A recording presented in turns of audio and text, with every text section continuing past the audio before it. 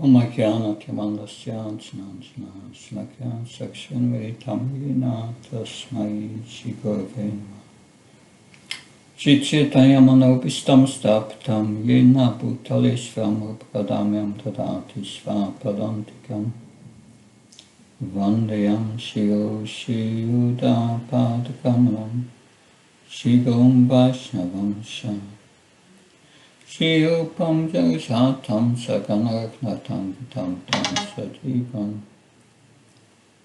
Satvaitam Savadutam Pardhanasaitam Krishna Chaitanya Devam Shri Radha Krishna Padam Saganadita Shikshakam Vitam Shah He Krishna Karuna Sindhu Dinabandhu Jatpate Gopesha Gopakanta Radhakanta Namastate Tapta Kanchana Gaurangi Radhe Vrinavaneshwari Vishabhana Sitadevi Pranamama Hripi Franka Kalpta Vishanti Pasindave Visha Patnam Pavanabhyo Vaishnavyo Namo Namah Jai Shri Krishna Chaitanya Prabhu Nityananda Shri Advaita Gadadhar Shivasadi Gaura Bhaktivinoda Hare Krishna Krishna Krishna Hare Hare Hare Ram Ram Ram Hare Hare.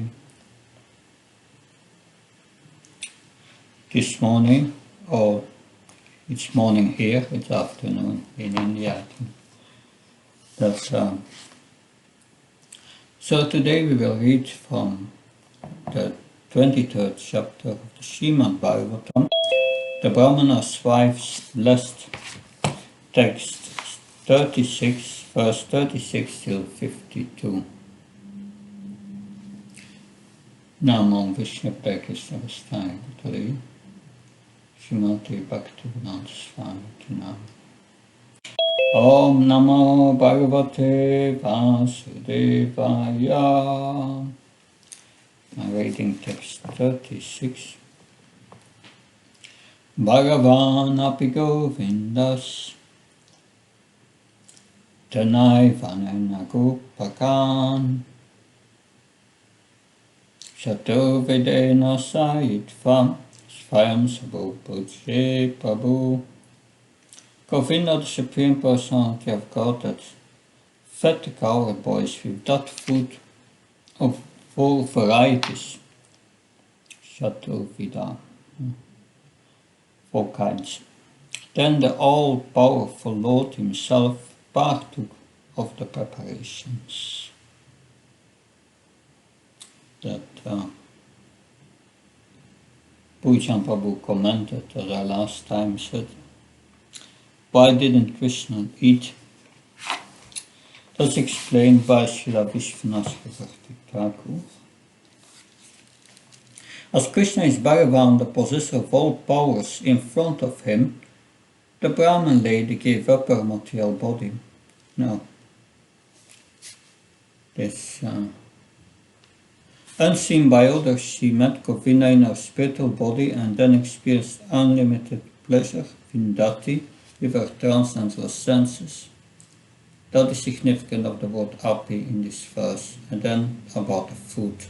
The food, tena eva anena, the food was inadequate to feed all the cowherd boys, but Almighty Prabhu Krishna caused all of their bellies to be completely filled. The Kain Gopakan indicates Krishna's merciful attitude toward the cowherd boys.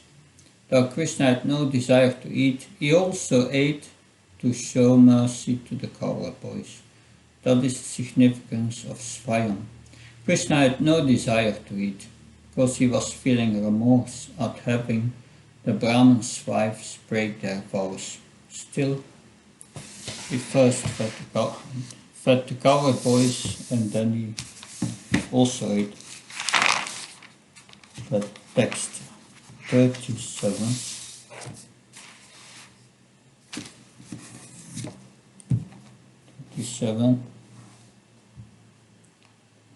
Evam lila naravapur nilokam anusilayan Preme Gopa Gopinam Ramayam Rupa Vakitaya.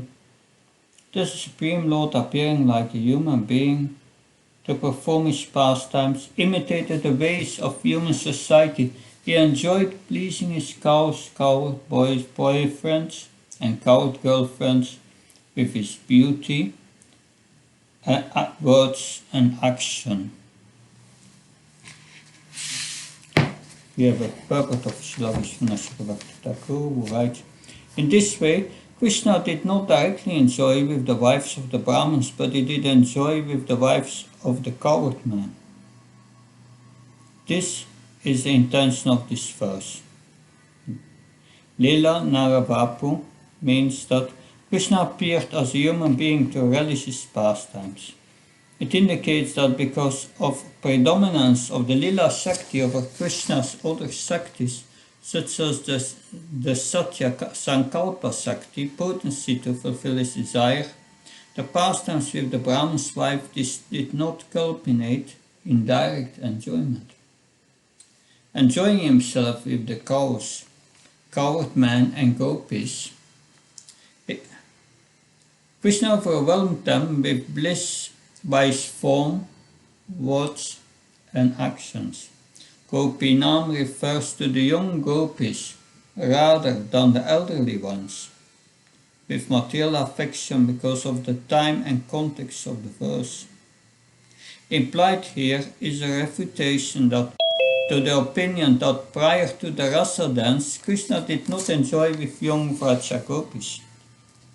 Sukadev Goswami indicates, Krishna performed many pastimes similar to the rasa dance with the Vraja gopis, but these have not been mentioned. These have not been mentioned by me.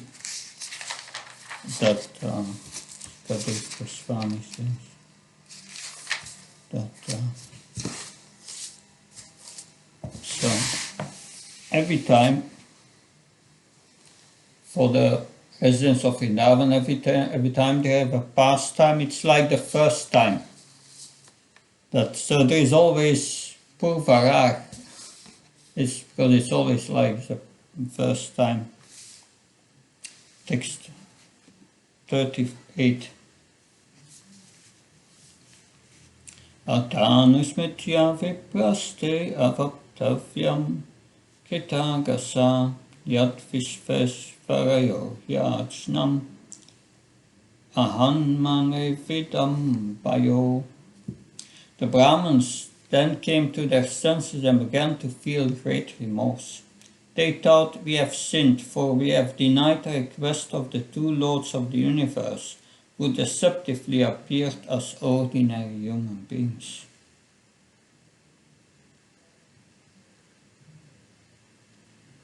So we have the Brahmins, they felt remorse. Yes. Purport. Lord Krishna and Lord Balaram did not try to deceive the Brahmins. They straightforwardly requested food from them. Rather, the Brahmins deceived themselves as indicated by the Sanskrit word Vidambayo, which means that Krishna and Balaram are bewildering for an ordinary human being who considers them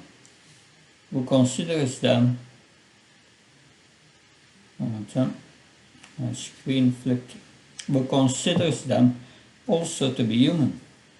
Still, because the wives of the Brahmins were great devotees of the Lord, the foolish Brahmins received spiritual benefit and finally came to their senses. So they became conscious of their offensive behavior by the mercy of their wives. Text 39. Testvastrinam bhagavati Krishna bhakti malal kikim atmanam satayainam anutapta vyakarayam.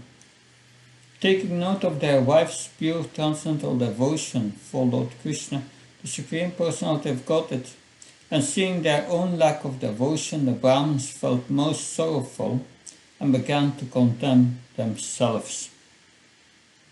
Text 40.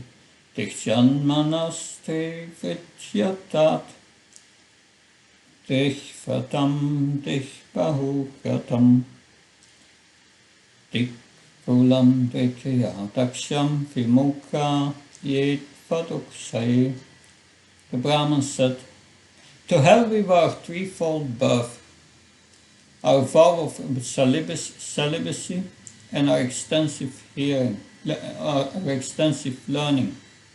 To hell with our aristocratic background and our expertise in rituals of sacrifice. These are well condemned because we are inimical to the transcendental personality of Godhead.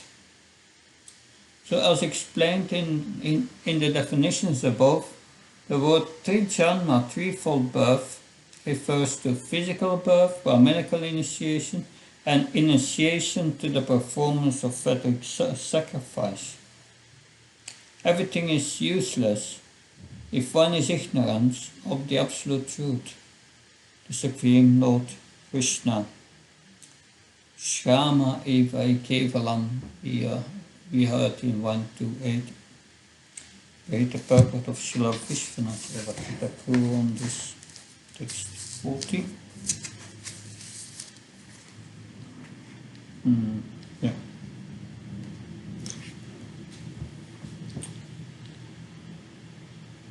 Yeah, but it's the same. It says the same. He mentioned these three births that exactly the same as in the purport here. Text 41. Nunam bhagavato maya yoginam api moini yatvanam kuravoni nam svakti moyam mahvidvija. The illusory potency of the Supreme Lord certainly bewilders even the great mystics. What to speak of us, Brahmins? We are supposed to be spiritual masters of all classes of men. Yet we have been bewildered about our own real interest. And now, the purport of Vishwanath. If the yogis who practice Ashtanga Yoga also become bewildered, what can be said of us who are involved in such a karma? Although we are the spiritual master Gurava of others, Maya has bewildered us about the real goal of our lives. That verse 42. O Pashatanarinam api Krishna Jagadguru Duranta bhavam yo vityam vityupasham hibhavidan. Just see the unlimited love these women have developed for Lord Krishna, the spiritual master of the entire universe. This love has broken for them the very bonds of death, their attachment to family life. Purport.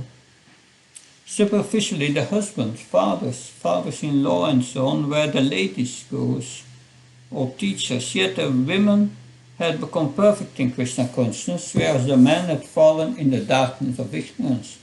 According to Srila Vishwanath Bhakti Thakur, upon returning home, the ladies showed transcendental ecstatic symptoms such as trembling of the body, shedding of tears, standing of the body on hairs, of the body hairs on end, discoloration of the complexion, crying out, "O pleasure of my life, O Krishna," with faltering words and so forth. Srila Vishwanath Bhakti Thakur goes on to state that while one may object that it is not fitting for a woman to love any other than her husband, here the husband himself point out that they are gurus only in imitation of the Supreme Lord, who is Jagadguru, the universal teacher and spiritual master. The husband noted that the women having perfected their transcendental attachment for Krishna did not have even a trace of attachment left for home, husband, children, and so forth. Therefore, from that day on, the husband accepted those ladies as their worshipper spiritual master and no longer thought of them as their wives or property. That, so, text 34, 43, 44, Loreto 46, that these women have never undergone the purificatory rites of the twice-born classes, nor have they lived as brahmacharis in the ashram of a spiritual master, nor have they executed austerities speculated on the nature of the self, followed the formalities of cleanliness, or engaged in pious rituals.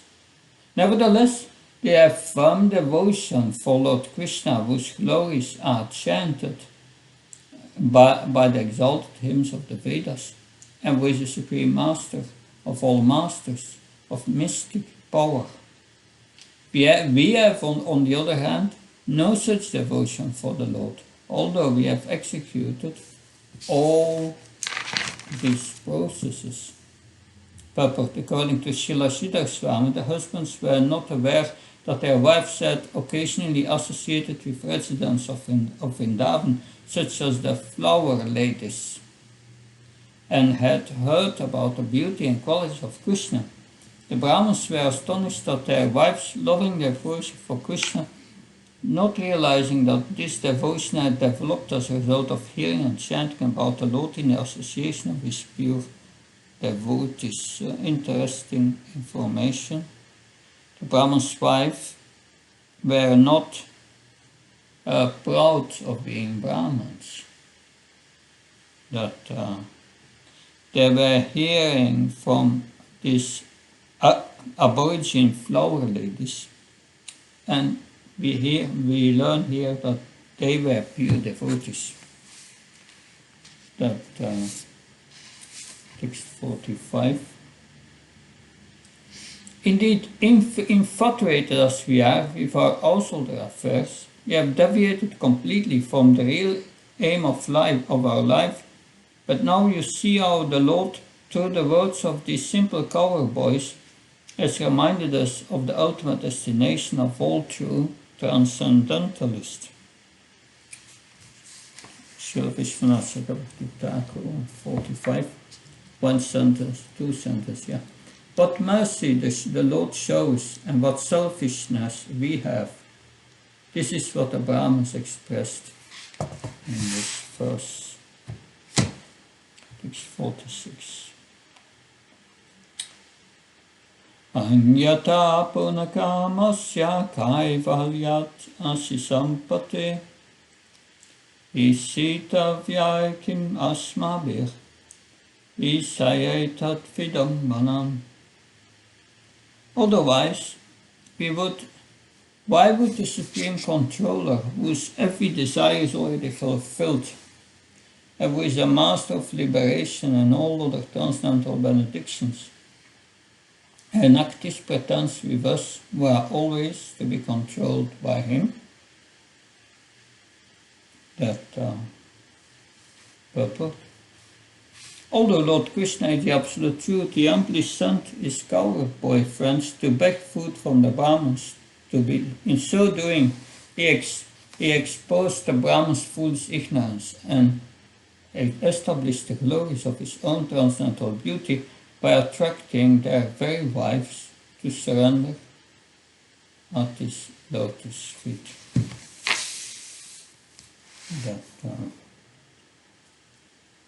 So now we will go first to Krishna book.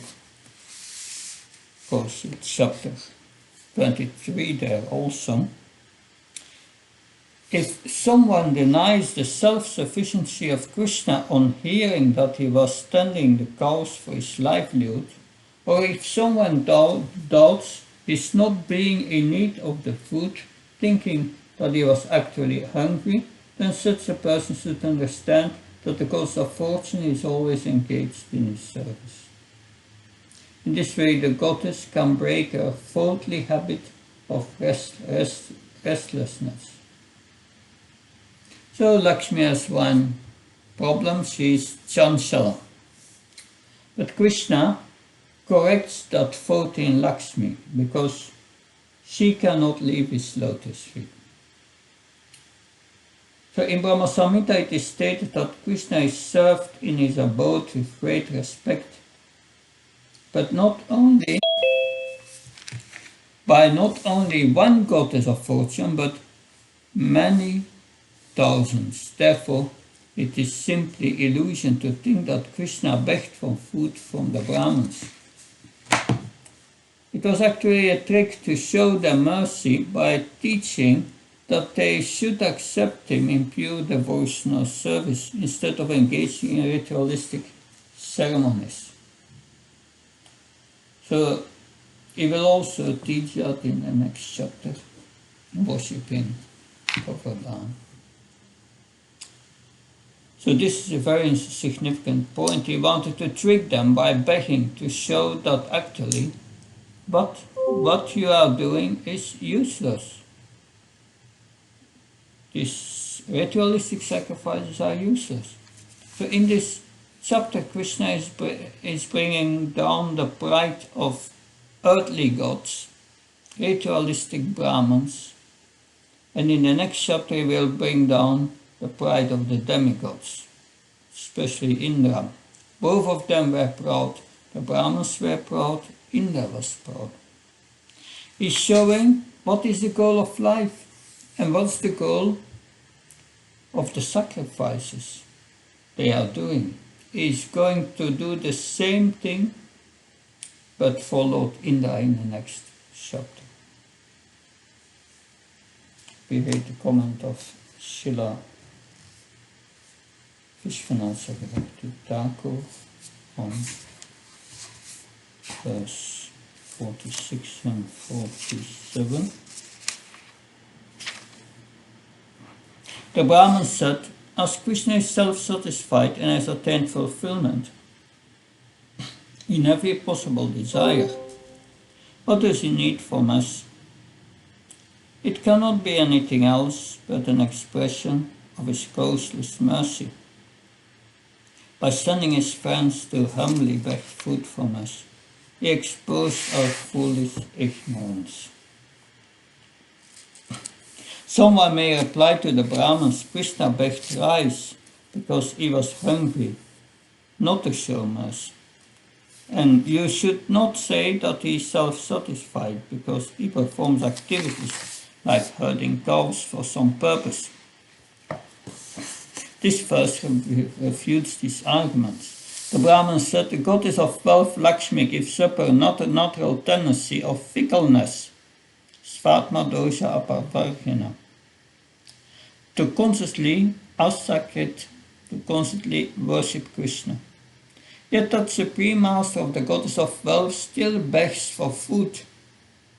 People like us are certainly bewildered by such actions and cannot believe, therefore, that Krishna is the Supreme Lord. Text 47 and purport.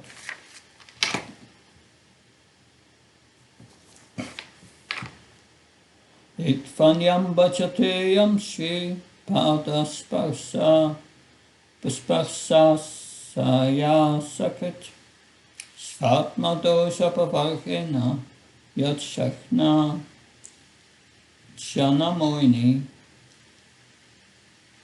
Hoping for the touch of his lotus feet, the goddess of fortune perpetually worshipped him alone, leaving aside all others and renouncing her pride and fickleness. That he begs is certainly astonishing to everyone. Purport. The Supreme Master of the Goddess of Fortune herself obviously does not have to beg for food, as pointed out here by the Brahmins, who are finally manifesting a real spiritual intelligence. So the Lord wants from these Brahmins their devotions, the devotion of the Brahmins' wives. We want the devotion, not the food. 48, 49.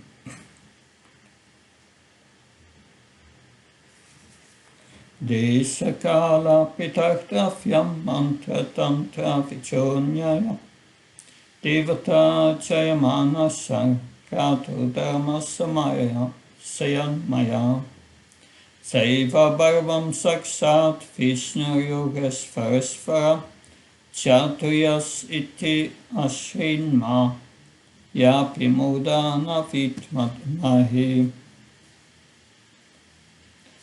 All the aspects of sacrifice, auspicious time, the place, the various items of paraphernalia, the Vedic hymns, the prescribed rituals, the priest, the sacrificial fire, the demigods, the patron of the sacrifice, the sacrificial offering, and the pious results obtained are all simply manifestations of his opulence. Yet even though we had heard that the Supreme Personality of Godhead, the Lord of all mystic controls, had taken birth in the Yadu dynasty, we are so foolish that we could not recognize Sri Krishna to be none other than him.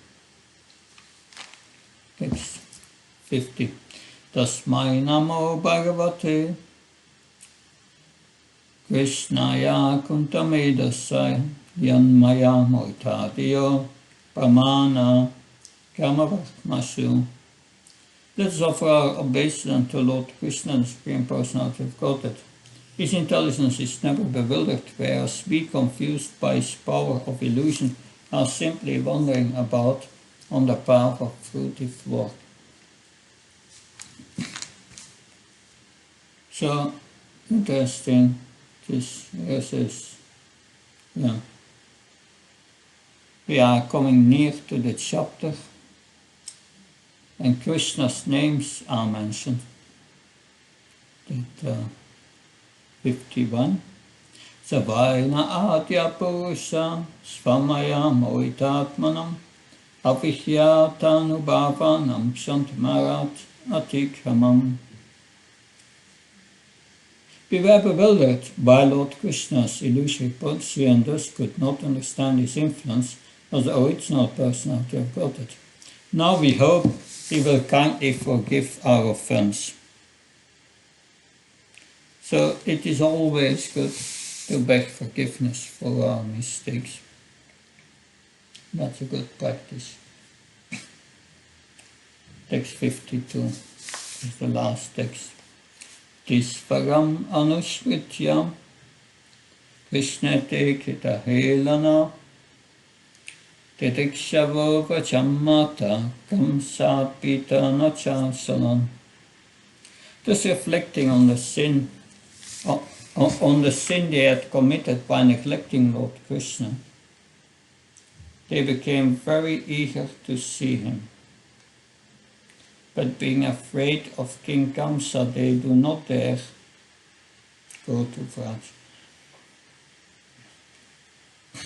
But realizing their offense against Lord Krishna and finally appreciating his almighty position, the Brahmins naturally wanted to rush to Vraj and surrender to the lotus feet of the Lord, but they were afraid that Kamsa would certainly kill them when his spies reported that they had gone to Krishna. The Brahmin's wife was absorbed in ecstatic consciousness and thus went to Krishna anyway, just as the gopis, simply to dance with the Lord, travelled in the dead of night to a forest inhabited by wild animals. But the Brahmins were not on such an advanced platform of Krishna consciousness, and thus, overcome by fear of Kamsa, could not see the Lord face to face.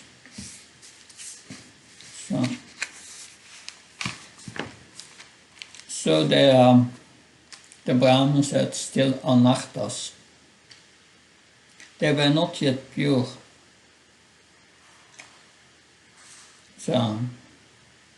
So in the next chapter, they will prepare for the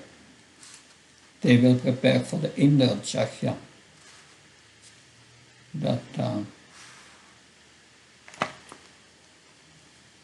So, what was the anartha of these Brahmins? Can someone tell me? what was their anartha, their main anartha, which was displayed in this pastime, these Brahmins. What did they do when the coward boys went to beg for food? What was their reaction? But,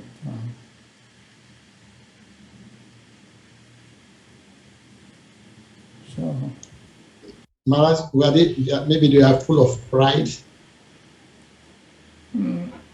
well, they condemned that, yes. They said, we are condemning our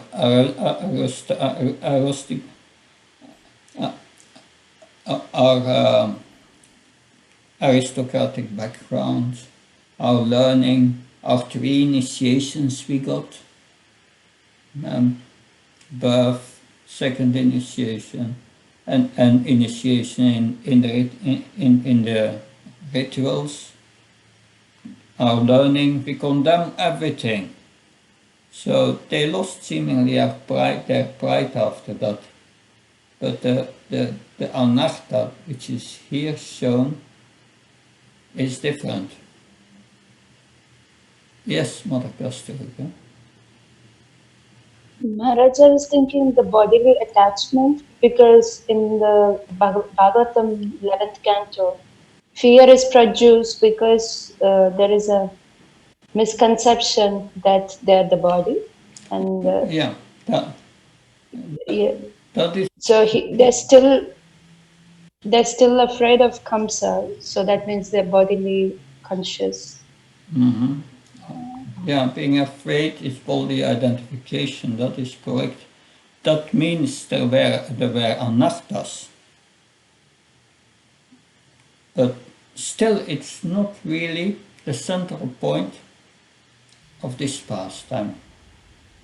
One thing is that they mentioned that they knew that Krishna had taken birth in the Yadu dynasty, but they didn't recognize him. And it seems like, I mean, if somebody was actually religious and they knew that the Lord had taken birth and was walking the planet, they would be really trying to find him out and seek him out. But instead of doing that, they were just sort of absorbed in their rituals. Yeah, sure. That's when you neglect Krishna, then that must be a big anartha. But Mother Sitarani, what do you think? Maharaj, I was thinking that it's also lack of faith, that, when people don't have faith, then they cannot depend. And then they, even like in devotees, we see if somebody is fearful and does not have enough faith, then they cannot surrender. Yeah, a lack of faith. They had more faith in their ritualistic, in their rituals, in their so-called sacrifice, faith that they would get a material result from that. And they were indifferent. Indifference is a great anartha. That the fault of indifference towards Krishna. That they didn't care about Krishna. Indifference. That is the main anartha that this pastime is showing, and this indifference is arising out of pride. Someone said that, very good. And due to higher birth in Varnashram system. So that's really the anartha which this pastime is presenting. That. So what can we learn from that? Those will become devotees and will become proud. Oh, I've got Brahminical initiation. But we are even not born in the Varnashram system. But in Nectar of Devotion, Srila Prabhupada does not only mention the caste Goswamis, but also those who get Brahman Diksha. who become proud and then fall down from the principles. Okay. So I want to also go to the Nectar of Devotion, chapter 33, and that speaks about the quality of Krishna. And the quality of Krishna is happy. Krishna is always happy. And it's mentioned here. I'm about to put it down. The gopis are instructing the wives of the Brahmins. So, interesting. Also, the gopis have instructed the wives of the Brahmins, not only the flower ladies, according to Nectar of Devotion. Not even a slight distress can touch Krishna. Once some of the gopis went to the place where the Brahmins were performing sacrifice and said, "Dear wives of the Brahmins, you must know that not even a slight smell of distress can touch Krishna." So they told the Brahmins' wives also about Krishna. That he knows no loss, he knows no defamation, he knows no fear, he knows no anxiety, and he doesn't know calamity. He's simply encircled by the dancers of Rats and is enjoying their company in the Rasa dance. So the gopis went there and told them about Krishna also.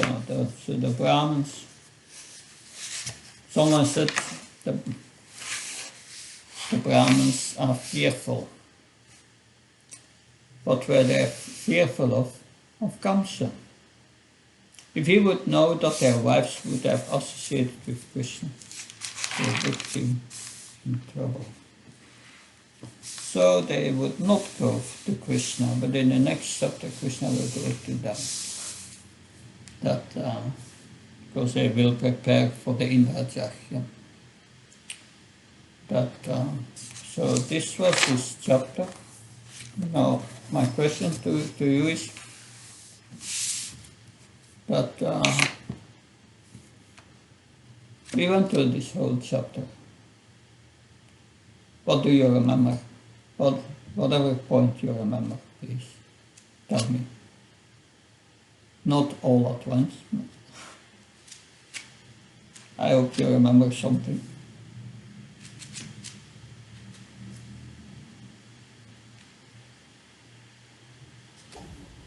I guess a major point is the importance of hearing about Krishna, the potency of hearing about Krishna from your devotees, how that causes attraction for Krishna and detachment from household life and all material affairs. So because the Yagyapatnis had heard about Krishna, then they were very exalted, whereas their husbands hadn't heard. They were just, then all of their training and their rituals and their high birth were all useless. So hearing about Krishna is sadhana, but there were also kripa siddhis. Interesting. By their sadhana, then Krishna gave them mercy, kripa siddhi. Mother Lalita Priti Maya, please. Hare Krishna Maharaj. There you go. Maharaj, the Brahmanas, they realized that they did a mistake. They did not again hesitate to take their wives as their spiritual masters. They did not see them as their property or their bodily relationship, but they took their wives as their spiritual masters. Yeah. The question is, how did they come to these insights? Because before some of them tried to stop them when they wanted to go to Krishna. Why did they get this insight? Thank you, Mother Kasturika. Hare Krishna Maharaj. I was really touched when you said the Brahmana wives have the humility and burning desire to serve Krishna. This is something I was thinking about as well. Because the Brahmana wives, they cultivated a long time hearing from the Aborigines of the forest. And also when you said in the other class that we should not judge externals of a devotee. A simple devotee can be more advanced, but here the Brahmanas, although they are very very learned and high birth, and they got all the training, but they couldn't recognize Krishna. Whereas the simple wives, they recognized Krishna and they were able to go. Yeah, those were some things I was thinking. Yeah, that's also. When I read this, then I was thinking, yes, simple devotee can be very, very elevated. You see in our movement, you have a guru and he's charismatic and so many follow this guru, but they neglect all the other devotees. And that's Prakrita Bhakta. It is source of Vaishnava Parat. That I've seen that many times in our movement, and that causes so much havoc. Interesting. Thank you. Chaitanya Prema Prabhu, please.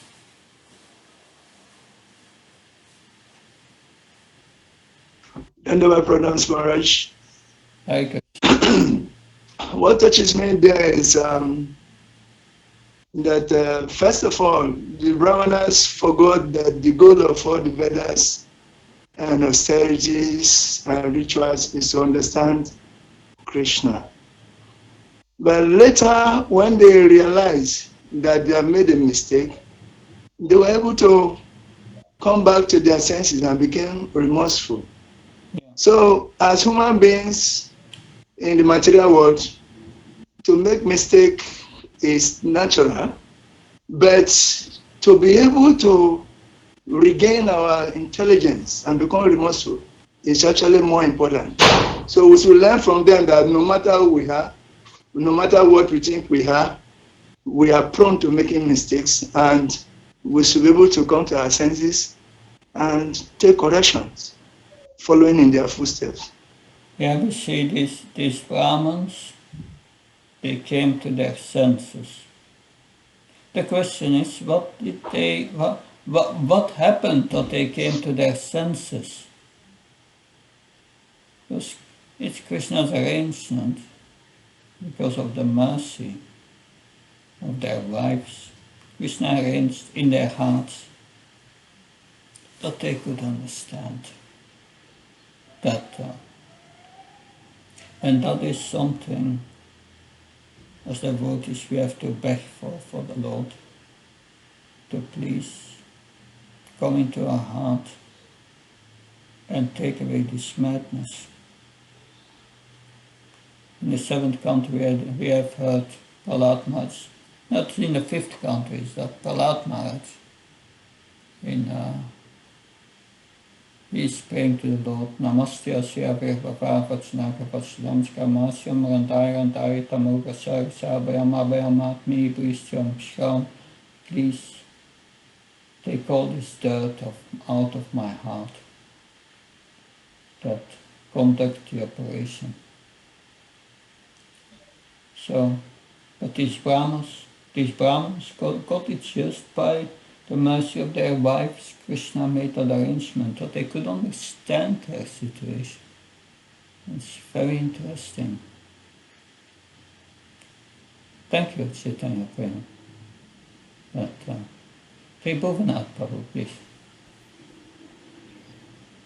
Maharaj, please accept our respectful obeisance. Hare Krishna.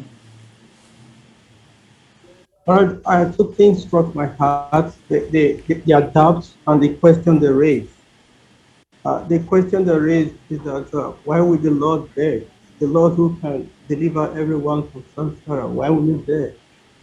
And this was one question they raised, and the doubt is that, this question create doubt in their mind. So I think that sometimes we can have doubt like this, and therefore some experience is also very expected to really say, just like we see from the Christian tradition, how the disciples of Jesus were also doubting. It is really true. So the same phenomenon we are actually experiencing here.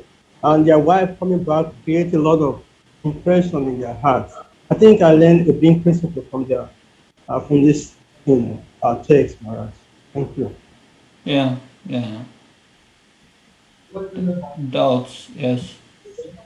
Sometimes doubts we see as an intellectual problem, but doubts in spiritual life goes a little deeper. Because if you have no doubts, then you will act according to and follow Krishna's instructions always. But we see that doesn't happen. Yes, doubts can be dissipated repeating, by repeated hearing. Just by hearing these pastimes also. All this we understand in each pastime and anartime, but then you have to look in our own heart and then we see, oh, it's also in my heart. There's something to do about it. Mother Prabhupada, Priya, please. A couple of things. First of all, I was just sort of amazed at how the Brahmins on their own didn't really have the qualification to get the realization that they had, but it was just because of their relationship with their wives. You know, just because they happened to be related to pure devotees and they had that association with the pure devotees, then Krishna arranged that they be purified of their ignorance. Mm-hmm. But then I'm wondering, I mean, it seems that they obviously had some degree of realization, but it didn't go all the way. You know, they still had some residual, Maya there, because although the wives were able to just fearlessly, they weren't afraid of Kamsa, they weren't afraid of their husbands or social condemnation in running to see Krishna. But the Brahmins, even after realizing that Krishna is God, they're still afraid of Kamsa. So why didn't they think that, well, the Supreme Personality of Godhead is all powerful and he is fully capable of protecting his devotees. So if we go to see him, then what can Kamsa do to us? They were still thinking that Kamsa is more powerful than Krishna. Yeah, it looks like Nastave Sabhatisya Nityam Bhagavata Sevya. The anarthas are nearly completely destroyed. So by the mercy of their wives, they became at least aware of their anarthas and entered this process of anartha nivritti. But unless you are completely pure, fear is there. But it's a great achievement. They had. I wish I would be in their position to be really aware of all my anarthas. That then you can do something about it. Yes, mercy. Thank you. Mother Kasturi. Maharaj, I was also thinking yesterday how why I was not able, in this Shloka 26 it mentions that we have different obstacles, and then you were mentioning what were the obstacles for the ahitati and aprihata bhakti, that is the mental speculation, selfish desire, or the time or the circumstance.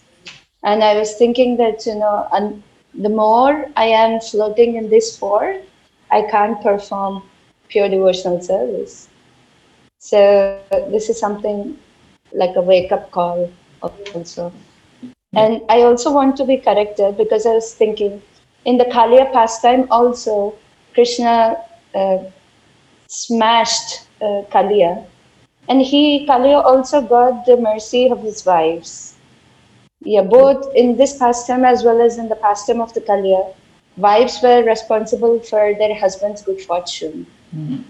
But here the Brahmanas were in mode of goodness, so even though life humbled them, it was easy for them to come back to that knowledge. Is it the right way to think and understand?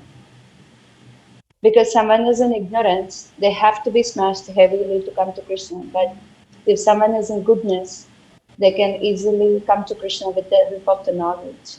Is that the right way to think?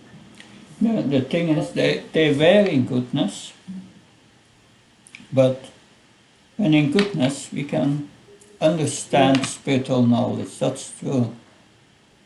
But they were not completely situated in goodness. That there were still some anarthas there. That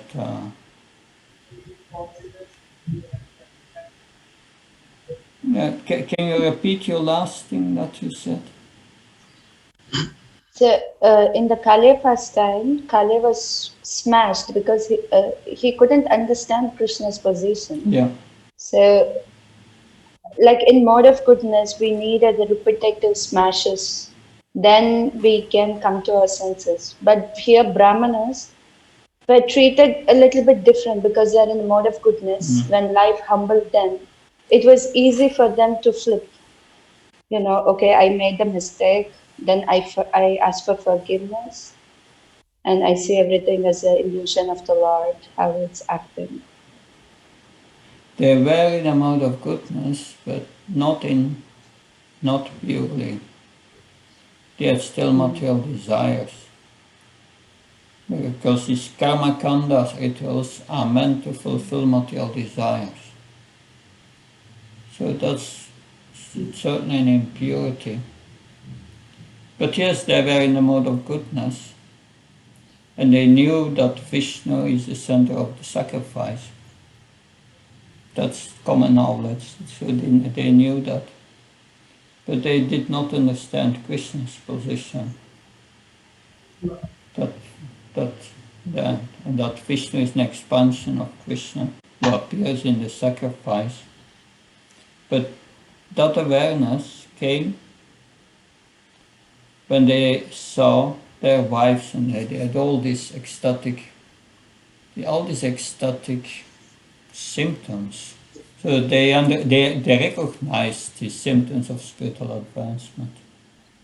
And then Krishna within their heart revealed their anarthas. You cannot see your anarthas if you don't see Krishna.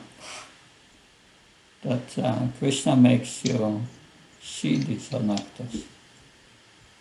And then they could work on it. So that is what happened. And Kaliya got also this mercy, but he was touched directly by Krishna's lotus feet. And by that, at the end, it took, because his wealth was the accumulated poison. So we have so much accumulated poison. At first all the poison was started, all the passion and ignorance, and then finally he came to goodness and started to understand something. But then he became a devotee. But he was certainly we can say Kaliya was deeply bewildered, grossly bewildered. The bewilderment of these Brahmins was more subtle. It's more subtle, but it's essentially of the same nature. It's more subtle, not so gross. And we will see in 2 chapters further the bewilderment of Indra. He will become completely mad. That's yes. But Krishna will correct him also. So Krishna corrects them all in this pastime, and that's nice. And hopefully he will correct also us. Yes? Can you also explain what do you mean by you don't see anarthas if you don't see Krishna? I don't understand. Yeah. So to recognize your anarthas, one must first come to goodness. And in goodness there are also anarthas. That's explained in Bhagavad Gita, what binds goodness. Oh, everything is nice now and so on, and I'm an elevated person now. That yes, that is that's the mode of goodness. But Krishna is the light, and unless we see Krishna, there is darkness. Anartha means we forget Krishna. Every action we do in this world without relating to Krishna is sinful if it's not related to Krishna, but because it produces karma. So Krishna is like the sun in Bhagavad Gita, the sun. And from the moment we become conscious of Krishna, then we are conscious that Krishna is the object of all sacrifices, that everything belongs to Krishna, and that we are parts of Krishna and meant to serve Krishna. And when one understands that, one can understand what an anartha is. An anartha is all actions done when we forget Krishna. Unless you remember Krishna and his position and your position, that there are anarthas. And this anarthas prevents us to remember. So it's a vicious circle. And that vicious circle can be broken by mercy. We need the mercy of Krishna. Therefore we perform sadhana to get the mercy of Krishna. It's not by the sadhana that we become conscious of our anarthas. It's by Krishna's mercy, because sadhana attracts Krishna. Krishna is said to the Brahman's wife, go home and continue hearing about me, chanting my names and worship my deity. Yes, does that help to understand it? Yes, thank you, Maharaj. Okay, good. Pavitra Prabhu. Hare Krishna. Hare Krishna Maharaj. Right. My obeisances Maharaj. I'm just interested in this chapter 13, where Krishna says, hearing about what happened to the Supreme Person of Godhead, the Lord of the universe simply laughed. Then he again addressed the cowherd boys, showing them the way men act in this world. Purport. By laughing, Lord Krishna indicates to the cowherd boys that they need not to be angry at the ritualistic brahmanas, but should understand the way that one who begs will often be refused. This just reminds me when we go out on Sankirtan to distribute books. Yeah. Sometimes we are like begging. We beg people, take this book, it's beneficial to your life. They refuse. And we ask them to give their money for Krishna's activities. They refuse. We ask them to take prasadam for Krishna's purification. They refuse. And Krishna knows this. Why did he send the cowherd boys to go beg? Yeah. Because Krishna, there can be reasons on different levels.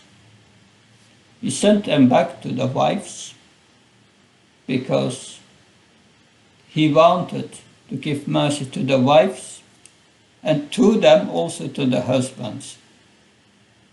That was his intention. That's one reason.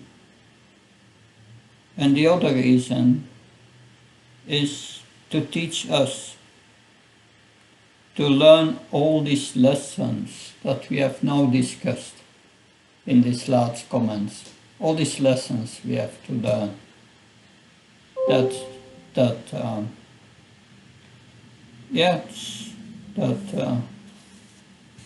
Krishna does many things at the same time.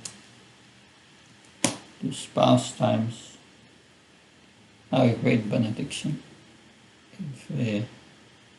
If we absorb in it, then we will recognize, oh, these anarthas are also in our heart. And by deeply absorbing in these pastimes, we remove these anarthas from our heart. So that's the benediction of the Bible. It's very beautiful. Good.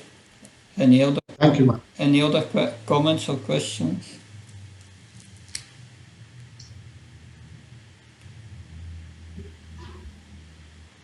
Maharaj, we are going for Japataka Swami's. Today we are having Japataka Swami's feast. Yeah. You are invited, Maharaj. Yeah, I will be virtually there. I remember I was in Mayapur, and when it's 50. Maharaj, Tibet, we talk about. A moment, Tribhuvanatha. I was in Mayapur, Pavitra Prabhu, and Japataka Maharaj said this 50th Vyatsa Puja.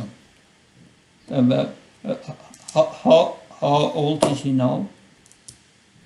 72. 72. That was 22 years ago. Yeah. I was there. It's a long time ago. Thank you for sharing that. Thank you, Maharaj. Thank you, Maharaj. May for many years remain with us. We need Thank you, Maharaj. Krishna's mercy. Tribhuvanatha Prabhu, please.